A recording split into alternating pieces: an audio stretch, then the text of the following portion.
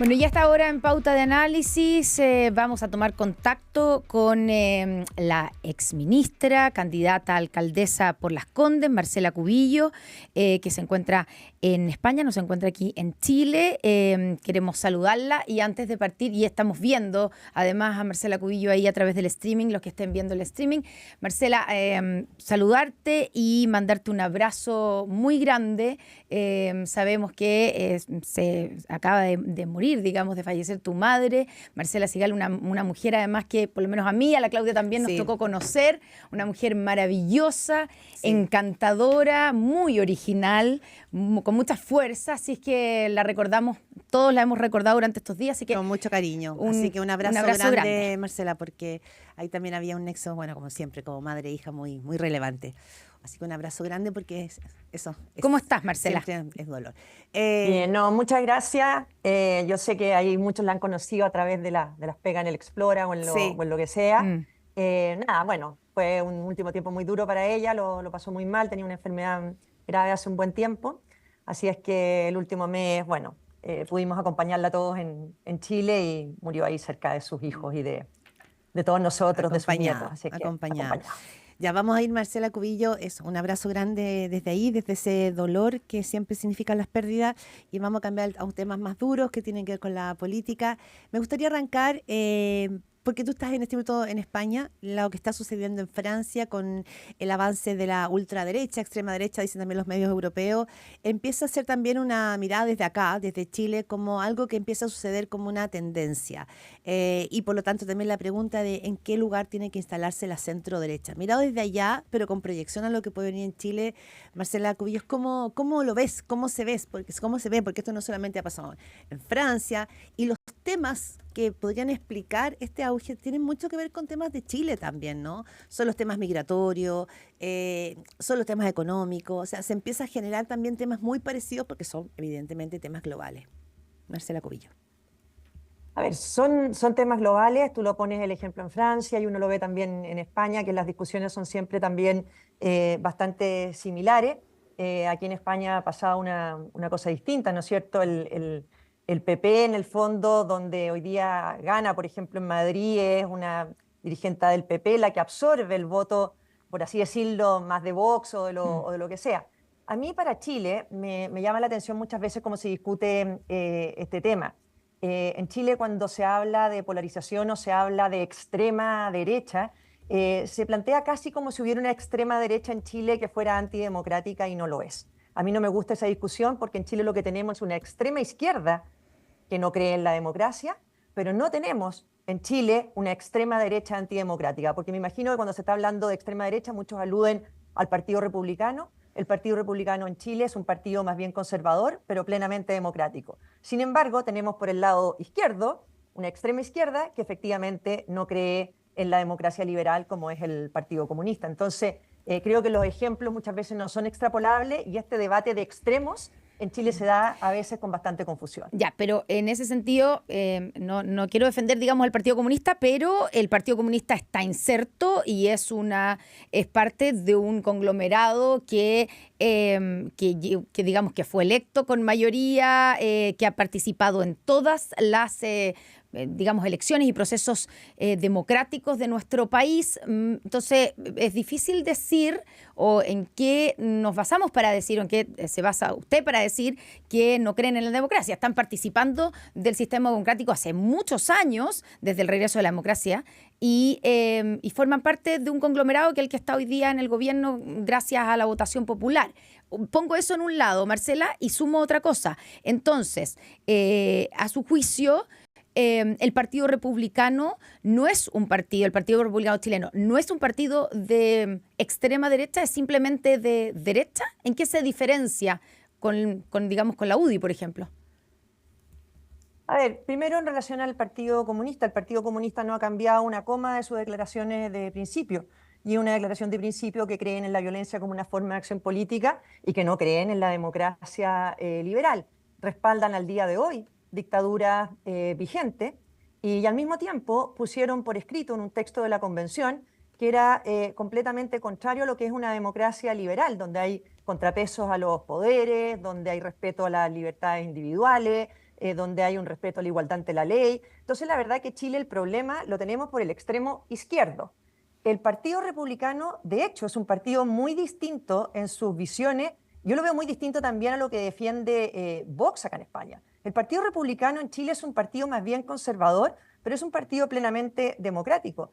Por eso a mí me llama muchas veces la atención que se ponga tanto empeño en la oposición en diferenciarse, porque la verdad que las diferencias, creo yo, no son tantas, son más bien diferencias de historia, diferencias de estilos de liderazgo, pero al final, si uno ve en los temas más fundamentales de respeto a la democracia, de ejes fundamentales, tú puedes encontrar personas similares tanto en Renovación Nacional, en la UDI, en el Partido Republicano. O sea, yo no sé qué diferencia puede tener Javier Macaya con Arturo Esquella en posiciones políticas, o Luciano Cruzcoque con Arturo Esquella en posiciones políticas.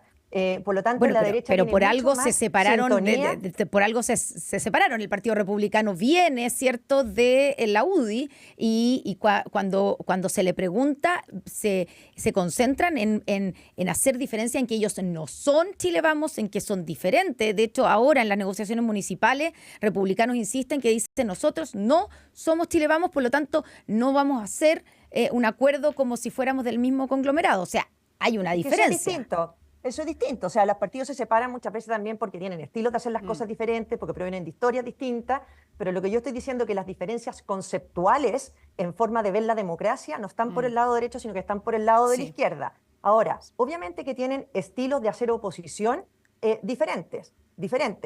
Creo que el Partido Republicano ha tenido un estilo de oposición muy claro en montones de aspectos, en otro el Chile Vamos a tener un estilo diferente, bueno, y por eso van surgiendo diferentes partidos, pero eso no quiere decir que hay muchas más posibilidades de construir coalición por la derecha que por la izquierda si nos atiniéramos directamente al tema de las diferencias conceptuales o de principio. Hablamos aquí en Pauta Análisis con Marcela Cubillos, exministra y candidata a alcaldesa por Las Condes. Sí, en Chile se está hablando hoy día de las derechas y también de las izquierdas, pero está hablando de las derechas.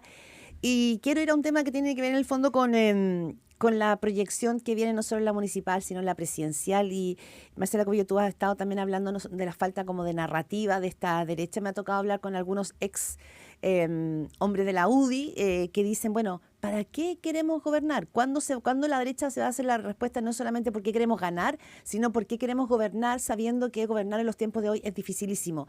Y lo decían esto como una carencia hoy día, porque claro, gobernar con Evelyn Matei sería muy distinto que gobernar con José Antonio Kast o gobernar con Carter. Es decir, cada figura podría estar encarnando, porque la derecha, decían ellos, no tiene hoy día un para qué o una clara razón que explique a la ciudadanía por qué quisiera gobernar. ¿Lo ves así? ¿Falta esa narrativa? ¿Falta ese por qué? A ver, yo creo que falta expresarlo, no que falte la existencia. Creo que la derecha o las derechas tienen un proyecto claro de país y por lo tanto me parece fundamental salir luego de la discusión de los cupos para las elecciones municipales, porque ya se ha perdido mucho tiempo. Perdimos un buen tiempo discutiendo de temas constituyentes, ahora llevamos muchos meses discutiendo de cupos municipales, cuando la verdadera discusión tiene que ser un proyecto político que le ofrecemos al país, que es distinto al que le ofrece la izquierda. O sea, hoy día tenemos un proyecto de izquierda en el que el país no crece, un proyecto de izquierda que valida o ha validado la violencia y que por lo tanto tampoco son garantía para construir un país más seguro. Y la derecha es la que tiene que ofrecerle a Chile ese país o ese camino de progreso económico, de mayor seguridad, de respeto a las libertades, y eso hay que plantearlo con claridad como una alternativa diferente a la de la izquierda. Yo creo que lo importante acá no es solamente ganar, sino que ganar tenga sentido. O sea, que ganemos para hacer algo diferente a lo que se le ha ofrecido a Chile. Y con los nombres que existen hoy día, no quiero achicar esa conversación, pero cuando tenemos a Evelyn Matei, ¿eso sería, a tu juicio, ganar con un sentido o sería más José Antonio Kast? Uno podría ver quién podría encarnar ese nuevo sentido para las derechas que hoy día se ven finalmente también todavía fragmentadas. Que yo soy partidaria acá de construir un proyecto unitario de las oposiciones en general.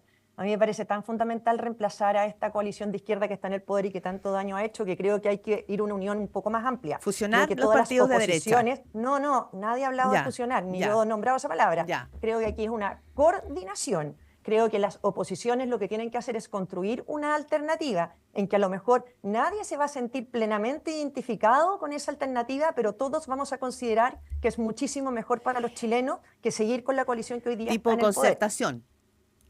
Bueno, ampliar, ¿no es cierto? Incorporar desde demócratas, amarillos, Partido Republicano, Chile Vamos, porque me parece que el único objetivo hoy día es sacar la coalición y reemplazar democráticamente a la coalición que está en el poder, que le está haciendo mucho daño a Chile. Entonces, obviamente que podemos tener diferencias programáticas entre todos, pero las coaliciones para ganar se construyen centrándose en lo que une y no en lo que divide. Si nos vamos a dedicar a discutir la diferencia que tiene Kast con Carter, con Matei, con Jimena Rincón, bueno, no salimos más. Yo creo que tenemos que ponernos a discutir de lo que nos une y muchas de esas diferencias quizás dejarlas en un segundo plano para construir un gobierno que reemplace a esta coalición. Ya, y para eso, tú dices, Marcela, hay que salir rápido, porque ya se ha perdido tiempo con el tema de los cupos municipales, pero eso es la negociación que está en este momento sobre la mesa y que todavía no se zanja. Entonces, ¿cuánto ayuda a esa idea que tú crees que debiera ocurrir, que es, digamos, de una especie de gran conglomerado que vaya desde, si entiendo bien, desde demócratas, amarillos hasta republicanos? ¿Cuánto ayuda a lo que está ocurriendo hoy día en la negociación y cómo debiera ser esa negociación, a tu juicio? ¿Te parece que está llevándose bien por parte de Chile Vamos con republicanos y, por otro lado, con demócratas y amarillos? A ver, primero, yo nunca he hablado de un gran conglomerado, he hablado de una estrategia unitaria. O sea, un acuerdo electoral. Sí, lo que ayuda a salir de las cosas en que estemos entrampadas, creo que la unidad se tiene que construir para las 3 elecciones, tanto municipal, parlamentaria y presidencial. Creo que ayudaría muchísimo tener eso en la cabeza, como una estrategia global, porque si se está negociando solo lo municipal, los incentivos de los partidos es a tratar de sacar una ventaja para esta elección, a diferenciarse en esta elección, a sumarse en esta elección. Creo que aquí debiéramos poner el objetivo final como primero, que es ganar la presidencial, y de ahí para atrás, para poder lograr una negociación que implique que vamos a construir una unidad para las 3 elecciones. Eso implica estar pensando en una primaria amplia, con una coordinación para la primera vuelta, implica una parlamentaria. No sacamos nada con ganar el gobierno si no ganamos la parlamentaria, de hecho, con lo difícil que ustedes planteaban que era gobernar. Entonces, yo creo que si aquí estamos siempre pensando en lo inmediato, cuesta mucho más pensar en una estrategia más a largo plazo. Eso también, perdona, Connie, Marcela Cubillos, también tiene que ver probablemente con lo que se haga hoy día, no con lo que solo se haga mañana. Y en el día de hoy, mi pregunta es si, a tu juicio, la oposición tiene que jugar un rol más activo. Estoy pensando reforma previsional, que la ministra Jara ha sido muy dura en decir que finalmente acá hay que la industria, por ejemplo, está siendo defendida por un sector. Y lo que dijo Carolina Toá en una entrevista en El País el fin de semana, en que decía que en Chile hay un sector de la derecha y que también, digamos, incluye al mundo empresarial, con temor a mostrar disposición al diálogo. Dice que ve que Chile Vamos está indeciso, que está temeroso de apostar a acuerdos y con cierta pulsión a cobrar cuentas frecuentemente. Digo, quizá la ciudadanía también va a evaluar la capacidad de ponerse de acuerdo del mundo político. ¿Cómo lo ves? No, yo pienso al contrario. Yo creo que aquí la oposición tiene que ser muy clara en rechazar las reformas del gobierno, porque son malas las reformas del gobierno. Y creo que eso hay que decirlo una y otra vez sin complejo. Con este gobierno actual, de una coalición del Frente Amplio y del Partido Comunista, con este programa de gobierno, con una coalición que defendió el texto que vimos en la convención, nosotros no tenemos una diferencia en el contenido de políticas públicas como se podía tener con los gobiernos de la concertación. Aquí tenemos una diferencia de hacia dónde quieren llevar el país. Por lo tanto, son diferencias mucho más radicales. Por eso yo por lo menos pienso que con este gobierno y en lo que queda este gobierno no es una coalición con la que haya que consensuar, sino que hay que trabajar por reemplazar a esta coalición, porque sus reformas van en la línea equivocada a las que están planteando. Y creo que la oposición tiene que ser muy clara en eso, en rechazar las reformas porque son malas, y en plantear temas que a mí me llaman mucho la atención que no estén mucho más vigentes. Yo no puedo entender que no tengamos al gobierno todos los días dando explicaciones por el fracaso de su reforma educacional.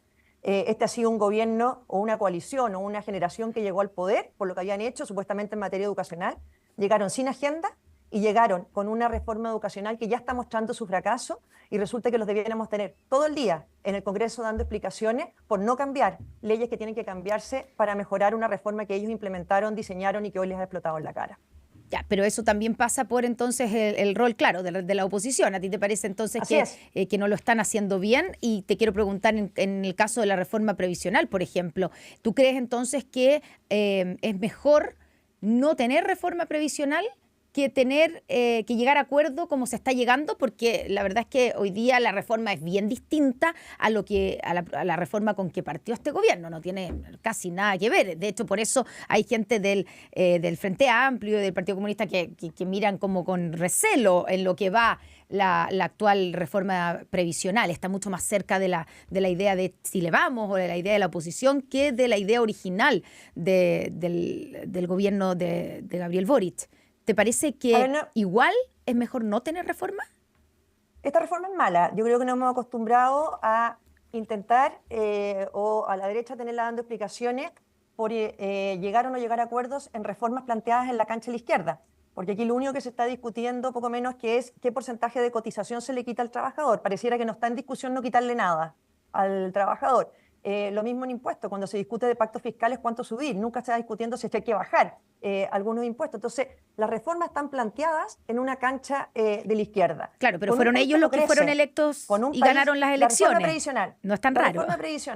La reforma previsional que tú planteas, por supuesto que 1000 veces no hacerla que hacer una reforma mala. O sea, con el IMASEC de ayer, cuando vemos que Chile no crece, ¿cómo van a mejorar las pensiones si Chile no crece, si no mejoran las remuneraciones, si no hay incentivo para la formalidad o para los contratos, si la gente no tiene contratos de trabajo? O sea, tenemos problemas mucho más estructurales para mejorar las pensiones que los discursos llenos de consignas de la ministra Jara. Por lo tanto, a mí me parece que la oposición tiene que ser muy clara en decir que no a reformas que son malas, porque no podemos caer en las trampas de años pasados, que hoy día estamos pagando los costos de reformas del gobierno de Bachelet, que fueron muy malas, y que hoy día seguimos pagando los costos de una reforma tributaria, de una reforma electoral y de una reforma educacional. Sí, ese es un argumento que sí lo han dado, nos lo daba ayer el presidente del Senado, que decía que la experiencia de reformas como la tributaria o la educacional a ojos de la derecha habían sido malas, pero la pregunta es que también los países tienen que avanzar y los países necesitan que probablemente el mundo político sea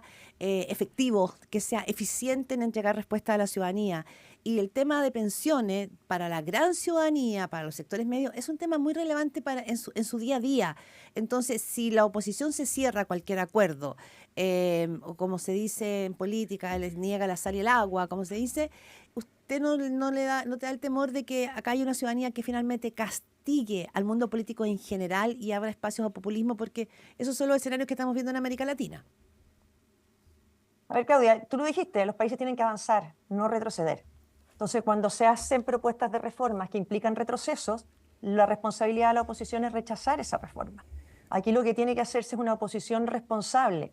El gobierno va a tener siempre los votos para propuestas que sean buenas para Chile, buenas para mejorar las pensiones, buenas para hacer que crezca Chile, buenas para recuperar la senda de desarrollo que se ha perdido. Pero aquí lo que se hace es plantear reformas que van en la línea incorrecta. O sea, ¿de qué manera, por qué no se hace luego entonces reformas que permitan mejorar la inversión, mejorar, ¿no es cierto?, favorecer el desarrollo, favorecer la inversión? Piensa que cuando se hacía, yo tengo aquí grabado, ¿no es cierto?, al principio del gobierno, cuando se hizo esa mesa de seguridad, por supuesto que iban a estar todos los votos de Chile Vamos para mejorar en la agenda de seguridad, pero ¿qué pasa cuando se sienta a la mesa de la oposición? Por el lado se aprobaron los indultos, por el lado. Entonces, aquí no se trata, como se dice en simple, de negarse la sal del agua, nada de eso está pasando.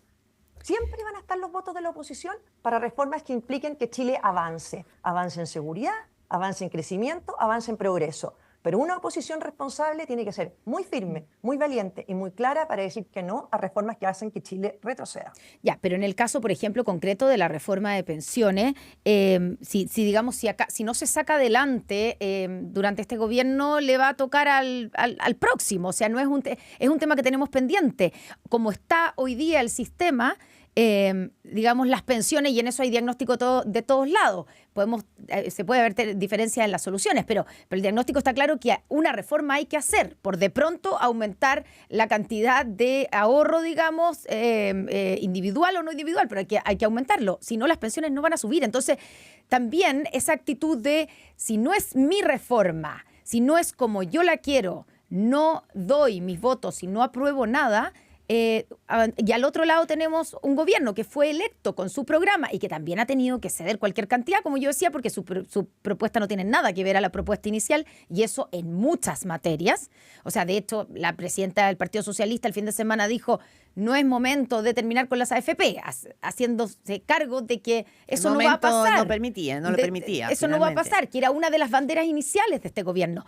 Por lo tanto, es evidente que ha habido una cesión, digamos, desde la idea inicial de este gobierno tremenda en cuanto a la reforma de pensiones, y digo también en otras reformas. Entonces, si la actitud de la oposición es o todo lo que a mí me gusta, o es 100% lo que yo creo que tiene que ser, por supuesto porque creen que es mejor, o nada, no se va a avanzar en nada. Vamos a quedar sin reforma previsional una vez más.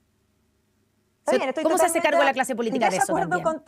Estoy totalmente en desacuerdo con tu planteamiento, porque creo que el que ha planteado que es o mi reforma o es nada, es el gobierno. De hecho, fue rechazada la reforma y lo que han replanteado es bastante similar. O sea, a esta altura siguen discutiendo de cuánto se le quita al trabajador, pero nunca está arriba de la mesa no quitarle nada al trabajador. Por lo tanto, ellos no han renunciado a quitarle parte de su cotización de la propiedad del trabajador. Y cuando tú dices, y cuando dicen acá... Para ser justo, Marcela, no es propiedad, pero para ser justo, no es propiedad porque estamos hablando de una cotización extra que es a cargo del empleador.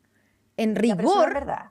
Pero eso no es verdad, pues, si es una cotización del trabajador, y cuando tú dices que aquí el gobierno ha cedido mucho durante estos años, que esto es totalmente distinto a la agenda con la que llegaron, yo quiero ser muy clara en el lenguaje. No es cesión, fueron derrotados.